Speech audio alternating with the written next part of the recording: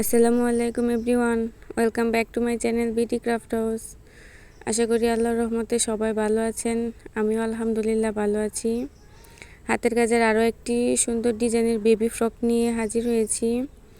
যারা যারা এই সুন্দর বেবি ফ্রকটি নিতে চান তারা আমার ফেসবুক পেজে নক করে দিবেন। যে কোনো কালার, সাইজ, ডিজাইন কাস্টমাইজ করে নিতে পারবেন। আমার ডেসক্রিপশন বক্সে আমি ফেসবুক পেজ লিংক দিয়ে দেব। আর যারা যারা বাসায় তৈরি করতে যাচ্ছেন তারা পুরো ভিডিওটি দেখতে থাকুন।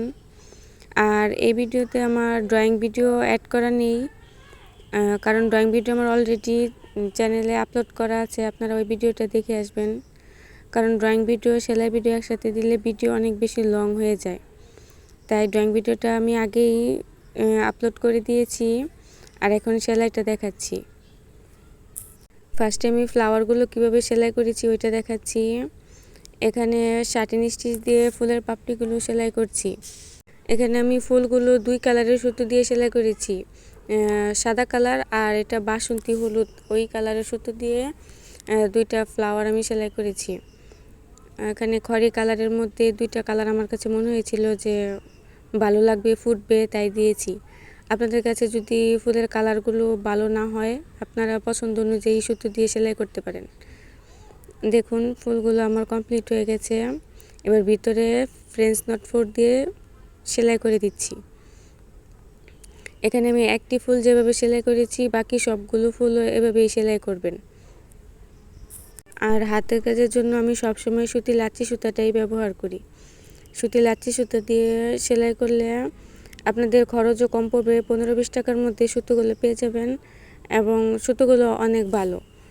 এই সুতোগুলো ধুইলেও রং ওঠে না।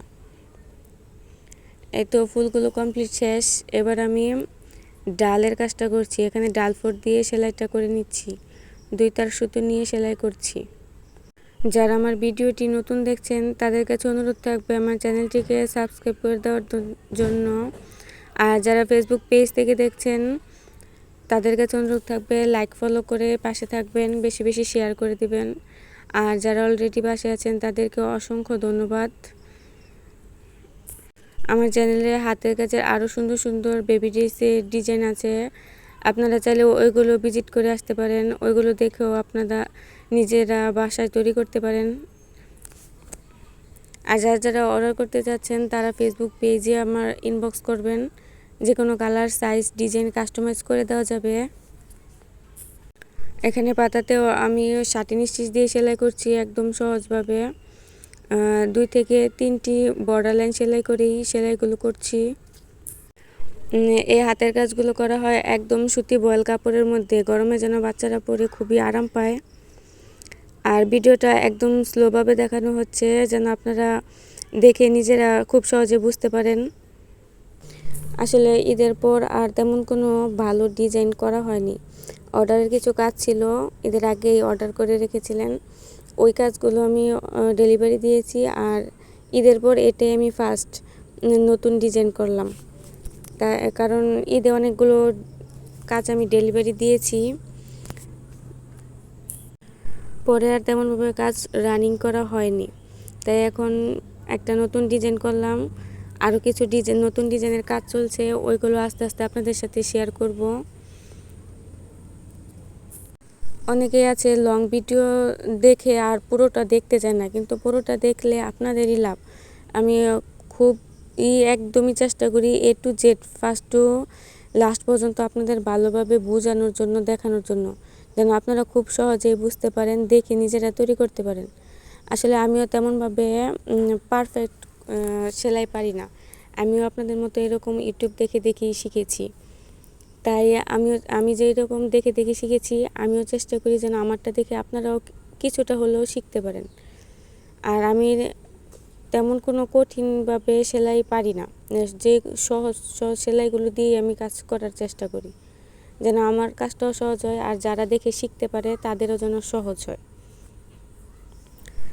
আর আমার আরও একটা ইচ্ছা আছে যে আমি ড্রেসগুলো কীভাবে কাটিং করি বা সেলাই করি ওইগুলোর ভিডিও আপনাদের সাথে শেয়ার করব। এখন তো শুধু কীভাবে ড্রয়িং করি আর সেলাই করি ওইটা আপলোড দেই, কিন্তু ইচ্ছা আছে যে কীভাবে ড্রেসগুলো কাটিং করলাম, কোন বয়সের কোন মাপের বাচ্চাদের কি মাপ লাগবে ওইভাবে সেলাই করি, ওইগুলো আপনাদের সাথে শেয়ার করার। এখন আপনাদের কি মতামত আপনারা কমেন্টে জানাবেন।